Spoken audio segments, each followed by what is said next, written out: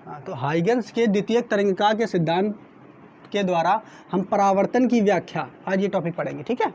तो इसमें देखो हम क्या पढ़ेंगे कि जो वास्तव में प्रकाश की एक घटना होती है, प्रकाश का परावर्तन, तो ये कैसे होती है प्रकाश का परावर्तन, ठीक है, ये कैसी होती है, इस बात की व्याख्या करने के लिए हम हाइगन्स ने जो अपना सिद्धांत की लगा करके उसकी व्याख्या की थी उसी को आज सीखेंगे, ठीक है।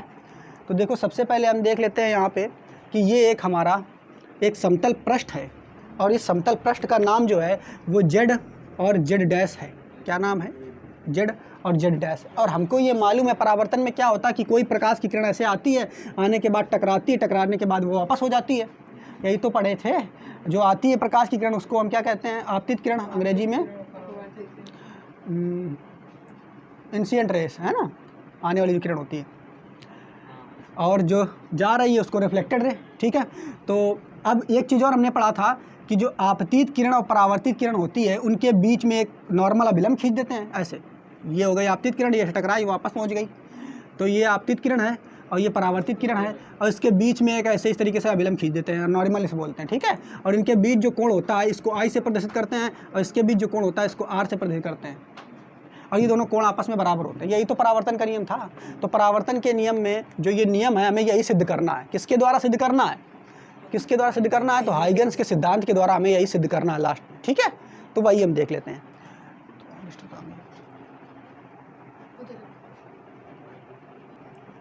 एक हम क्या लेते हैं बेटा, यहाँ पे समझिए कि एक हम ये समतल, एक ये बिंदु ए है, एक बिंदु हमने ये ए लिया, ठीक है। इस पॉइंट को हमने मान लिया ए। इस पॉइंट पे है क्या? ये एक तरंगार्घ है, ये हमने एक तरंगार्घ खींच लिया जो कि कैसा है? तिरछा है। कैसा है? तिरछा। तरंगार्घ है। तरंगार्घ क्या होता है? तल होता है, वे फ्रंट है ये, ठीक है। एक ऐसा तिरछा हमने लिया है। बात समझ पा रहे हो कि नहीं? इसको दिखाने के लिए एक तरंग ये ऊपर वाली तरंग हमने दिखा दी और एक ये नीचे वाली तरंग हमने दिखा दी, बस दो ही तरंगें हमने दिखाई हैं, ठीक है। बात समझना, एक ये समतल तरंगार्घ है ऐसे जो कि आ रहा है, कैसे आ रहा है? तिरछा आ रहा है, ठीक है, ऐसे। और इसका जो एक ये पॉइंट है ए और ये दूसरा जो पॉइंट है इसका नाम हमने दे दिया है बी, यानी ये एक समतल तरंगार्घ है ए बी, और वो किसी कोण पर, ठीक है, इस तल पर जेड जेड डैश पर आपतित हो रहा, आ रहा है। बात समझ पा रहे हो कि नहीं? अब देखो क्या होगा इसमें, जब ये आ रहा है तो इसका पहला पॉइंट जो है, ए पॉइंट जो है वो पहले से ही, ए पॉइंट जो है पहले से ही इस पे टच कर रहा है बिंदु पे, जबकि बी पॉइंट जो है वो ऊपर ही है, ऐसे। बी पॉइंट जो है ये यहीं पे ऊपर ही है, ठीक है। क्लियर यहाँ तक? अब क्या होगा जब ये तरंगार्घ ऐसे ऐसे आगे बढ़ेगा, समझना ध्यान से, जब ये तरंगार्घ ऐसे ऐसे आगे बढ़ेगा तो होगा क्या? ध्यान समझना, होगा क्या कि ये जो पॉइंट आप देख रहे हो ये पॉइंट आगे की ओर ऐसे ऐसे ऐसे ऐसे बढ़ता चला जाएगा। बताओ, ऐसे बढ़ता चला जाएगा कि नहीं? ये वाला नीचे ऐसे बढ़ता चला जाएगा, जबकि वो वाला पॉइंट जो है वो वाला भी पॉइंट आगे ऐसे ऐसे ऐसे ऐसे ऐसे ऐसे ऐसे ऐसे बढ़ता चला आएगा। क्लियर? ठीक है।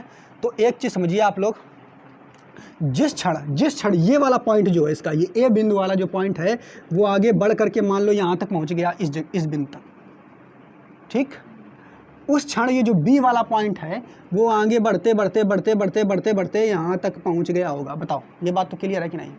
इसको ऐसे समझो कि ये आगे ऐसे बढ़ता चला जा रहा है, बढ़ता चला जा रहा है, तो जितनी तेज़ी से ये चल रहा होगा ये वाला पॉइंट ए, उतनी तेज़ी से ये बी वाला भी तो बढ़ रहा होगा कि नहीं? तो जैसे जैसे हम इसको बढ़ाएंगे आगे वैसे वैसे बी वाला भी बढ़ता चला जाएगा। ए वाला क्या है, ये इधर पहुँचता चला जाएगा, बी वाला जो है इस पर टच होता चला जाएगा। बात समझ पा रहे हो कि नहीं?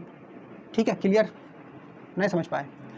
एक चीज़ और समझो बच्चों कि जैसे जैसे हम इसको आगे बढ़ाएंगे, जैसे जैसे हम इसको आगे बढ़ाएंगे वैसे वैसे क्या होगा, पहले देखो, पहले तो ये वाला पॉइंट इसका टच कर रहा था इस पे, इस तल पे, और जैसे और आगे बढ़ाया तो इसका ये वाला पॉइंट यहाँ पे टच करेगा, इसका फिर और आगे जब बढ़ाओगे तो इसका ये वाला पॉइंट इसका इसमें टच करेगा, फिर और आगे जब बढ़ाओगे तो इसका ये वाला पॉइंट यहाँ पे टच करेगा। बात समझ पा रहे हो कि नहीं? ठीक है। जब और आगे बढ़ाओगे तो इसका ये वाला पॉइंट यहाँ पे टच करेगा, लेकिन जब और आगे बढ़ाओगे तो इसका ये वाला पॉइंट यहाँ पे टच करेगा। लेकिन एक चीज़ आप लोग समझिए कि जैसे जैसे ये आगे बढ़ेगा वैसे वैसे ये भी आगे बढ़ना चाहिए, लेकिन वास्तव में हम पढ़ क्या रहे हैं? प्रकाश का परावर्तन। तो ये वाला जो पॉइंट है ये आगे थोड़ा निकल जाएगा भाई, इस तल के तर को पार थोड़ा कर जाएगा। क्योंकि परावर्तन हो रहा है ना। तो जैसे जैसे ये पॉइंट आगे बढ़ेंगे वैसे वैसे आपको देख क्या रहे हो कि पहले ए पे टकरा रहा था, फिर मान लेते हैं इसको, मान लेते हैं 1 बिंदु, इसको 2 मान लेते हैं, इसको 3 मान लेते हैं, इसको 4, और इसको ये वाला जो पॉइंट है इसको आप मान लेते हैं 5, ठीक है। या फिर इसको इस बुक में क्या मान लेते हैं, इसको मान लेते हैं ए डैश मान लेते हैं, क्या मान लेते हैं, ए डैश, ठीक है। क्लियर? क्या इसको ए, बी, इसको सी, इसको 1 2 3 4 5, इसको ए डैश मान लिया, लास्ट वाला पॉइंट। आप समझना, जैसे जैसे हम इसको नीचे लाएंगे वैसे वैसे ये वाला, पहले ये वाला पॉइंट स्पर्श कर रहा था, फिर ये वाला यहाँ पे टच करेगा, फिर ये वाला टच करेगा, तो फिर ये टच करेगा, फिर ये टच करेगा, तो ऐसे हमको बिंदु मिलते चले जा रहा है कि नहीं? बात बताओ, समझ में आ रहा है कि नहीं? तो जो ये बिंदु मिलते चले जा रहे हैं, इन्हीं बिंदुओं से ये बिंदु पुनः फिर एक तरंग स्रोत की तरह कार्य करेंगे, अर्थात इन्हीं बिंदुओं से द्वितीयक तरंगिकाएँ निकलेंगी। बात समझ पा रहे हैं कि नहीं? इन्हीं बिंदुओं से क्या निकलेंगी? द्वितीयक तरंगिकाएँ। जो तुम्हें द्वितीयक तरंगिकाएँ निकलेंगी वो परावर्तित होगी ऊपर की ओर, ठीक है। किस तरीके से होगी उसको आप समझिए, ठीक है। पहले तो ये आप समझ चुके हो कि ये आगे की ओर से बढ़ेगा, लेकिन हमने काल्पनिक बता दिया कि ये नीचे तो जाएगा नहीं, परावर्तित होगा। तो जैसे जैसे अब ये आगे बढ़ेगा तो किस तरीके से यहाँ से ये वाले जो पॉइंट आपको दिख रहे हैं, पहला ए पॉइंट है, फिर दूसरा ये, फिर 2, फिर 3, फिर 4, ये सब किस तरीके से कार्य करेंगे कि इन बिंदुओं से द्वितीयक तरंगिकाएँ निकलेंगी और वो परावर्तित होंगी। कैसे, इसको समझिए। तो अब देखिए, जैसे जैसे ये वाला पॉइंट इससे टकराएगा तो टकराने के पश्चात एक द्वितीयक तरंगिका निकलेगी और वो परावर्तित होगी ऐसे, ठीक है। तो वो जो है द्वितीयक तरंगिका जो होगी आपकी इस तरीके से परावर्तित होगी ऐसे, इस वाले तरंग के लिए। और जब ये वाला पॉइंट निकलेगा तो इससे भी निकलेगी, वो भी परावर्तित होगी। जब ये वाला पॉइंट टच करेगा यहाँ पे तो इससे निकलेगी, वो भी परावर्तित होगी। तो हम इन सभी पॉइंटों को नहीं लेंगे, पहला वाला पॉइंट से परावर्तित जो हो रहा है उसको लेंगे, और जब ये अंतिम वाला पॉइंट आएगा टकराते हुए तो इससे भी यहाँ पे टकराने के पश्चात, ये जब ये वाला पॉइंट यहाँ पहुँच जाएगा तो टकराने के पश्चात यहाँ भी तो परावर्तन होगा, तो इससे ये वाली किरण भी ऐसे परावर्तित होगी। बात नहीं समझ पाए? ये तरंगार्ग ऐसे आया, ये तरंगार्ग ए बी ऐसे आया, और ऐसे आने के बाद यहाँ पे जब टकराएगा, टकराने के बाद ऐसे परावर्तित होगा। क्लियर बात समझ पा रहे हो कि नहीं? ठीक है, इतनी बात समझ पाए? अब देखो होगा क्या, हमें क्या करना है यहाँ से समझो। हमने क्या बताया बेटा कि जैसे ये तरंगार्ग आ रहा होगा, ये पहली तरंग है, ये दूसरी तरंग है, तो ये तरंग जैसे यहाँ पे टच करेगी उसके बाद जैसे आगे बढ़ेगी तो ये तो ऊपर उठने लगेगी, परावर्तित होने लगेगी, और ये वाली आगे बढ़ती चली जाएगी। जितना ये आगे बढ़ेगी उतना ये ऊपर उठेगी। बात समझना, जितना ये आगे उठेगी उतना ये ऊपर उठेगी, परावर्तित होगी। बात समझ पा रहे हो कि नहीं? और ये जाते जाते जब ये यहाँ पे टच कर जाएगी तो जितना ये यहाँ से यहाँ तक ये टच करेगी, यहाँ से यहाँ तक जितना ये चल गई है उतना ही ये भी तो चल पाएगी, उतना ही। तो यानी ये दूरी ए डैश बी जो होगी वो इसके बराबर होगी। हमें इतनी दूरी के बराबर यहाँ तक हम तरंग लेना होगा, तो हमें क्या करना होगा, ए डैश बी के बराबर एक चाप काटना होगा प्रकार में ले करके, और यहाँ से हमें एक चाप लगाना होगा ए डैश बी। तो हमने ये लगा दिया, ठीक। यानी ये दूरी जो ए बी ए डैश है वही दूरी ए बी ए और इस चाप के बराबर होगा, और इस पॉइंट को हम नाम दे देते हैं बी डैश। क्या नाम दे देते हैं? B dash. क्लियर? बात समझ पा रहे हो कि नहीं? नहीं समझ पाई? ये लाइन हमने क्या बताया कि जितना जितना ये आगे बढ़ता जाएगा यानी यहाँ तक पहुँचेगा ये। अब ये ए पॉइंट जितना परावर्तित होगा उतना ये तो बी वाला आगे बढ़ रहा है कि नहीं? जितना बी आगे बढ़ रहा है उतना ये परावर्तित हो रहा है। बात समझ पा रहे हो? और जब ये ए बी वाला पॉइंट ए डैश पे पहुंच जाएगा तो ये ए वाला पॉइंट पहुंचते पहुंचते यहाँ तक पहुंच जाएगा। यानी इतना जितना ये दूरी चला होगा उतना ही हमें चाप लेना होगा। इतनी बात नहीं समझ पाए? नहीं समझ पाए? ठीक है, तो अब क्या करेंगे, इस पॉइंट से हम इस पॉइंट को ऐसे मिला देंगे, ठीक है। तो ये वाला हमें जो तरंगार्ग मिला, ये तुम्हारा तरंगार्ग कौन था? आपतित तरंगार्ग। और ये वाला तरंगार्ग जो दूसरा है ए डैश बी डैश, ये कौन सा है? परावर्तित तरंग, ठीक है। तो यहाँ पे हम लिख लेंगे ये वाला ए बी जो है आपका कौन सा है? ये वाला आपतित, ठीक है। और ये वाला जो है, ये वाला कौन सा तरंगार्ग है? परावर्तित तरंगार्ग, ठीक है। और इस तरीके से इसको बना लेते हैं। बात समझना। अब फिर से एक बार हम समझा देते हैं। एक ये जेड डैश जो है ये क्या है? एक तल है। इस तल पर एक समतल तरंगार्ग जो कि किसी एंगल पे झुका हुआ है, ये आकर के गिरता है। जैसे जैसे ये तरंगार्ग आकर के गिरता है ये तरंगार्ग परावर्तित भी होगा, और जो तरंगार्ग परावर्तित होकर के निकल रहा है उस तरंगार्ग का नाम हमने क्या दिया है?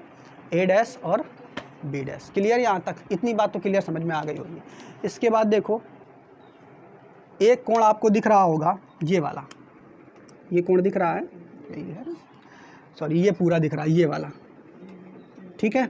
यहाँ पे ये वाला कोण एक आपको दिख रहा है और यहाँ पे एक ये वाला कोण आपको दिख रहा है। बात समझना ध्यान से, यहाँ पे एक ये कोण आपको दिख रहा है, वहाँ पे एक ये कोण दिख रहा है। अगर हम बात करेंगे इस वाली किरण के लिए, तो ये आपतित किरण है और इसकी परावर्तित किरण कौन सी है, ये तो है, बताओ भाई। अगर हम केवल किरण की बात करें, ये आपतित किरण है और इसकी परावर्तित किरण कौन सी है, ये वाली है। तो अब ये आपतित किरण हो गई, ये परावर्तित हो गई, तो यहाँ पे बीच में हमने एक ऐसे रेखा अगर खींच दी तो ये जो रेखा खींचेंगे तो यह विलंब हो जाएगी और इसका ये वाला जो कोण होगा, ये वाला, ये तो आई होगा, ये वाला कोण आई होगा। तो अगर ये कोण आई है तो ये वाला कोण भी आई होगा, कैसे नहीं बताएंगे, ठीक है। इसके बाद एक और यहाँ पे अगर देखेंगे तो ये वाला अगर देखोगे, ये वाली किरण आपतित हो गई, ये वाली परावर्तित हो गई। यहाँ पे हमने बीच में ऐसे अभिलंब खींच दिया ऐसे, तो ये वाला कोण जो होगा ये वाला आर होगा, ये वाला आर होगा तो ये वाला बी आर होगा, ठीक है। इतना आप समझ लो, ये वाला आर होगा तो ये वाला बी आर होगा परावर्तित, इतना आप समझ लो बस, या तो रट लो आप, ये आई है और ये वाला आई आर है, ये आई है ये आर है, ठीक है। बात समझ पा रहे हो कि नहीं। अब देखो इसके बाद और क्या पॉइंट बचा। एक चीज़ हमने मान लिया कि तरंगार्ग जब ये चल रहा है, ऐसे आगे बढ़ रहा है, तो माना कि तरंगार्ग का वेग, तरंगार्ग का वेग जो है कितना होगा बच्चों, v। तरंगार्ग का वेग हमने मान लिया कितना है, v। बात समझना। तो शुरुआत में जैसे ही चलने वाला था उस समय t बराबर कितना होगा, 0 होगा, समय t बराबर कितना होगा, 0। और जैसे जैसे समय बढ़ेगा वैसे वैसे तरंगार्ग आगे बढ़ेगा, ठीक। अब तो ये कितना चल चुका होगा, ध्यान से समझना, ये कितना चल चुका होगा, तो ये चला कितना तरंगार्ग आपका, देखो ये वाला बी वाला पॉइंट यहाँ से यहाँ तक पहुँचने में कितना समय लिया होगा, तो मान लिया कि माना टी समय लिया होगा। बात समझना, यहाँ बी पॉइंट से चलना स्टार्ट किया है और ए डैश तक पहुँच गया है, तो माना तरंगार्ग बी से कहाँ पहुँच गया है, ए डैश तक पहुँचने में लिया समय वो बराबर हमने मान लिया है टी। कितना मान लिया है, बात समझना, बी से ए डैश तक पहुँचने में, बी से ए डैश तक पहुँचने में कितना समय लिया है, टी। तो कितनी दूरी चल चुका होगा, ये कितनी दूरी चल चुका होगा, अरे भाई उसका वेग भी है, तो यहाँ से यहाँ तक की दूरी कितनी होगी, वी होगी, ठीक है। तो दूरी यानी ए, तो आपकी ये जो दूरी हो जाएगी बी ए डैश बराबर कितनी हो जाएगी, वी इंटू टी के बराबर हो जाएगी। क्लियर है कि नहीं, हो जाए कि नहीं। अब भाई ये वाला पॉइंट बी से ए डैश तक पहुंच गया, तब तक ये ए वाला पॉइंट कहाँ पहुंच गया होगा, ए से बी डैश तक पहुंच गया होगा, बताओ नहीं पहुंच गया होगा। अरे भाई ये बी वाला पॉइंट बी से ए डैश तक पहुंच गया है, उतनी ही देर में ये वाला पॉइंट ऊपर उठ रहा था ना, तो ये ए वाला पॉइंट बी डैश तक पहुंच जाएगा, तो उतनी ही देर में तो ए वाला पॉइंट जो है वो कहाँ तक पहुंच जाएगा, बी डैश तक। ए वाला पॉइंट जो है वो बी डैश तक पहुंच जाएगा, ठीक है। ए वाला जो पॉइंट है आपका वो कहाँ तक पहुंच जाएगा, बी डैश तक, ठीक। तो अब ये दूरी अगर निकालेंगे कौन सी, ए से बी डैश, तो अगर ए से बी डैश निकालेंगे तो वो भी, ये वाला भी तो उतनी ही चाल से चल रहा है ना, वी चाल से, और समय भी टे लिया है, तो इसका भी वी टी हो जाएगा।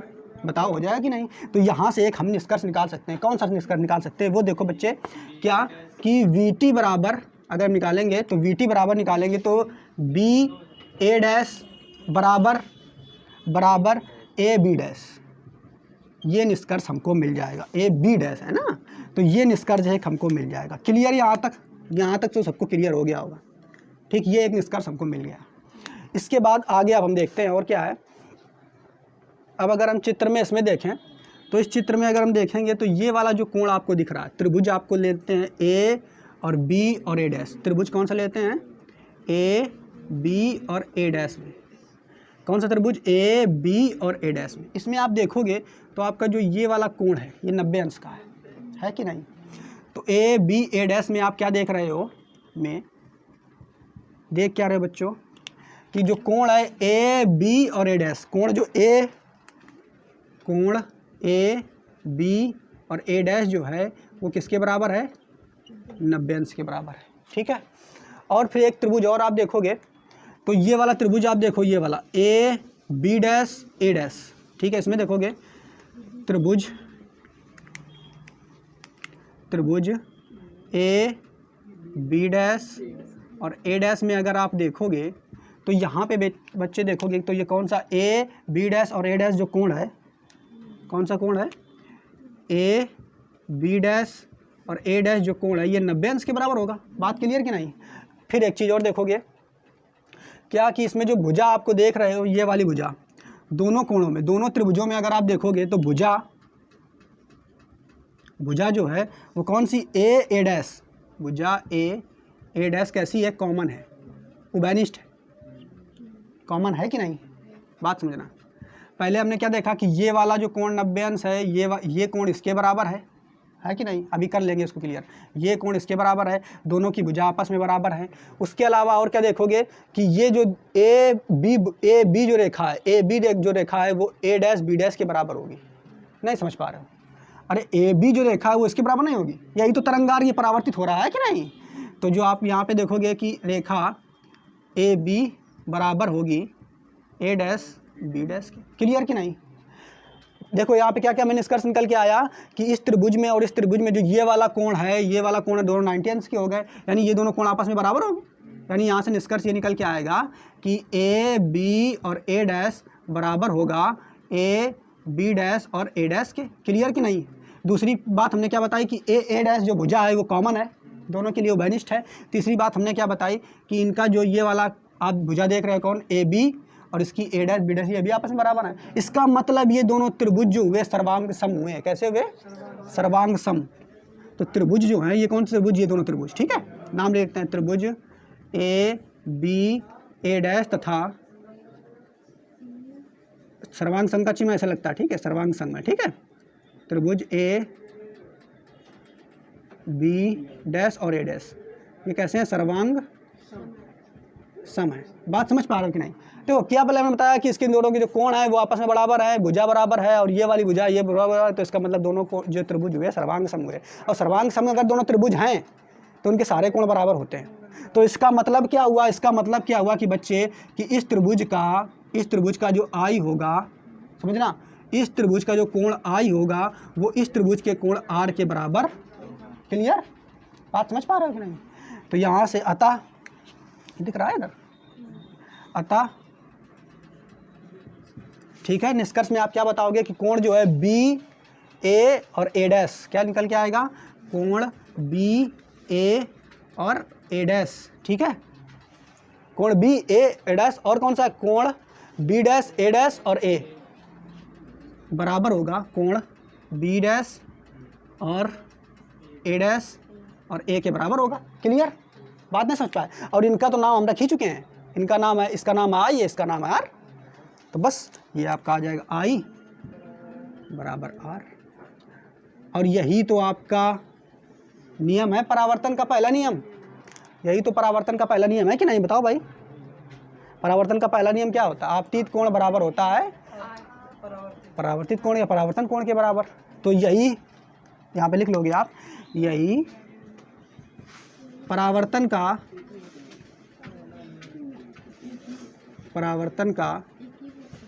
प्रथम नियम।